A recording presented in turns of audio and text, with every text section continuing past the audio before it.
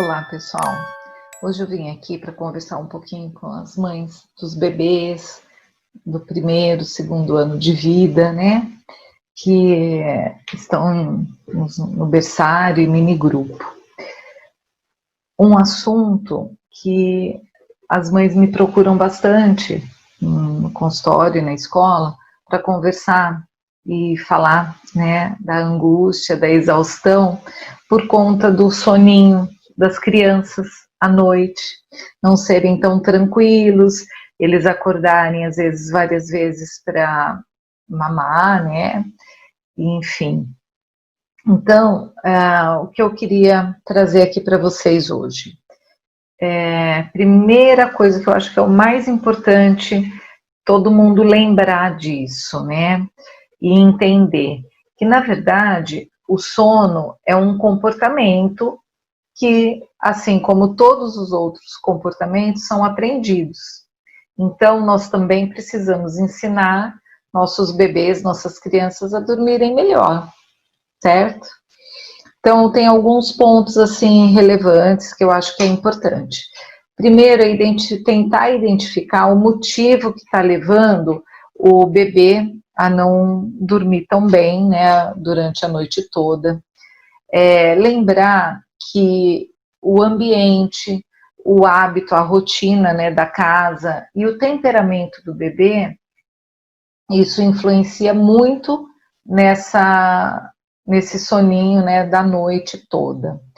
Lembrar que depois dos 4 meses, os bebês já estão mais preparados para dormir mais tempo, né, que a noite seja longa e com sono, dormindo, né? E os motivos mais comuns para o choro na noite são a separação, né? Estar longe da mãe, uma falta de rotina, que isso é uma coisa extremamente importante, organizar a rotina da família, do bebê, tudo em função, pensando nesse soninho da criança. Fome, né, que a gente tem que descartar essas questões, e fralda. Por que a questão da fralda? Muitos bebês foram acostumados a qualquer pequeno sinal de umidade na fralda, chora, a mãe troca. Então, se isso é feito durante o dia, à noite o bebê vai ter o mesmo comportamento, porque ele aprendeu que ao chorar, né, por um mínimo de umidade, já se faz a troca. Então, é importante a gente lembrar de todas essas questões para poder avaliar o que está levando a esse sono tão interrompido e que leva a uma exaustão da mãe. E às vezes até do bebê, porque o bebê que não dorme a noite toda tranquilamente também acorda mais cansado, mais irritado, assim como a mãe, né? E nós temos 3 mecanismos do sono. Um é o neurológico, o biológico e o comportamental. Então, vamos pensar rapidamente nesses 3 mecanismos, né? O mecanismo neurológico traz para a gente a explicação do sono, que é leve e profundo, todos nós, né? O ser humano tem os ciclos do sono, né? Que vai do mais leve e o mais profundo. O ciclo do sono leve, ele é responsável pela aprendizagem e a memória, tá? Então, é importante um sono tranquilo, né, nesse momento do sono leve, para essas questões de memória e aprendizagem. O sono profundo é responsável pelo crescimento, né, libera aí o hormônio do crescimento, por isso que as pessoas mais antigas sempre diziam, né, o bebê enquanto dorme ele cresce. É justamente por isso, temos esse hormônio do crescimento e também responsável pelo sistema imunológico, né, da criança. que é muito importante para que ela não adoeça tanto, ok? Aí a gente tem a questão do sistema biológico, ok? O mecanismo biológico, né? Que é o quê? Quando começa a anoitecer, o nosso cérebro entende que é hora de dormir, ok? Então, isso faz com que o bebê também, a criança pequena, se a gente ensina ele que começou a anoitecer, é hora de dormir, a hora que clareia, né?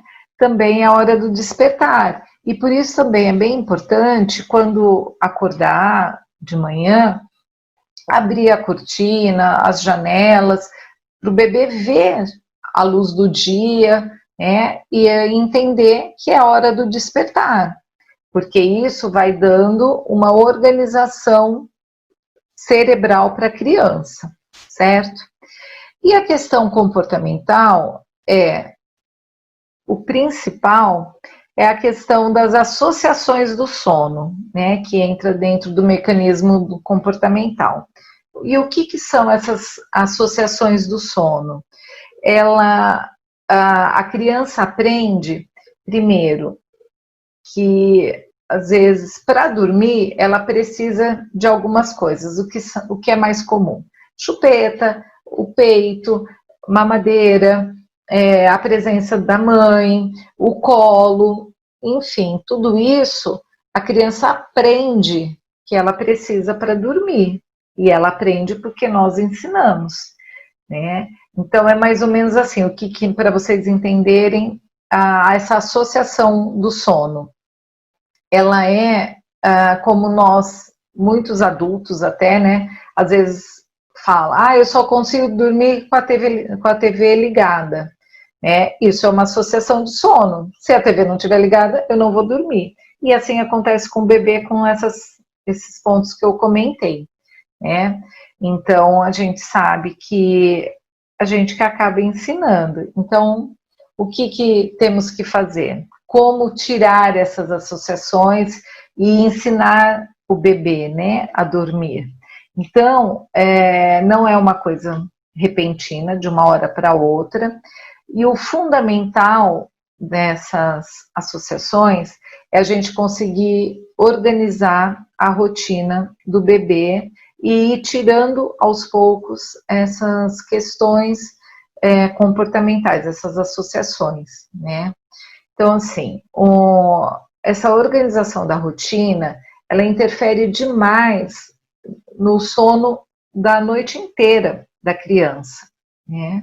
Às vezes os pais não percebem o quanto essa rotina ela é importante e que ela seja feita dentro do possível diariamente. E ainda mais nesse período da pandemia, que a gente sabe que estamos aí todos em casa, às vezes mais estressados, né, com toda essa situação que nós estamos vivendo, é importante a gente manter uma calma em função dos bebês, dos pequenos, né, para a gente organizar essa rotina. Então, assim, um exemplo de rotina que seria importante, por volta de 18 horas o banho, por volta de 19 horas o jantar, aí lá pelas 9 horas, né, 21 horas, uma mamadeira. Após essa última mamadeira, já ir para o quarto com a criança, tenha uma poltrona ao lado do berço, se for preciso, ou da cama, já se for um pouquinho maior, com a luz mais baixa já, para a criança ir entendendo, né, como eu comentei no sistema biológico, em relação ao entendimento que vai anoitecendo, é hora de dormir. E com essa luz mais baixa, já vai conversando com a criança com uma voz mais suave, mais baixa, com delicadeza, ou cantando mesmo, faça a última troca, mesmo que a fralda não esteja ainda tão cheia para uma troca, mas para que garanta que essa fralda aguente a noite toda, né? Faça uma nova troca antes de dormir e coloque o bebê no berço e fique ao lado dele, fazendo carinho, cantando, falando, conversando suavemente, né? Um carinho no rosto, ele é muito relaxante, ou até mesmo nas costas, né? Em forma de uma massagenzinha, para que relaxe o bebê mesmo e para que ele tenha um sono mais tranquilo, né? E mesmo assim, tem algumas mães que comentam que o bebê acorda na madrugada, né? E aí o que acontece muitas vezes? Primeiro pensamento é a fome. E aí dá a mamadeira um dia. Outro dia o bebê vai chorar de novo, ela vai dar a mamadeira novamente. E isso vai fazendo com que o bebê aprenda que eu acordo, choro e ganho a mamadeira. E ele vai mamar. Então aí a mãe tem essa sensação de que a criança está realmente com fome. Só que essa fome, ela é um hábito, né? Nós também, se nós acordarmos a noite toda, todas as vezes que a gente acordar, que vai às vezes até o banheiro, enfim, sentir que está com uma fome e descer e ir até a cozinha para comer, claro que o nosso organismo também vai se acostumar, que na madrugada também é hora de comer. Né? E é isso que acontece com o bebê. Né? Todas as vezes que ele chora durante o dia também, você imediatamente dá a mamadeira, ele está entendendo que todas as vezes que ele reclamar, ele vai ter o alimento. Então, isso foi um comportamento aprendido. E é essa aprendizagem que a gente tem que restabelecer para que o bebê consiga ter uma noite mais tranquila e a mãe também, né, e durma a noite toda. Tem uma linha de trabalho que até orienta, que eles chamam de mamada dos sonhos. Essa mamada dos sonhos é entre 10 da noite e meia-noite, pegar o bebê, que já deve estar dormindo, e dar essa mamadeira sem ele acordar, ele vai estar todo sonolento, né? E não deixar ele despertar, e antes ele chorar, porque supostamente, se ele realmente tem a fome ao longo da madrugada, essa última mamadeira, com ele praticamente dormindo, vai acontecer de uma forma tranquila, sem ele associar o choro ao mamar, e automaticamente vai estar saciado, então a madrugada não tem a necessidade de chorar para ser alimentado, né? Então é isso, e é bem importante, gente, lembrar que cada bebê é único, que a forma com que cada um vai passar por esse período, né, tanto as famílias quanto os bebês, depende de cada um, porque cada um é um indivíduo único e tem a sua forma de passar pelas fases, tá bom? Então, a sugestão, a dica, o recadinho de hoje é esse. Espero que ajude bastante. Quem tiver ainda alguma dúvida pode me procurar para que a gente possa conversar mais sobre esse assunto. Ok? Um beijo.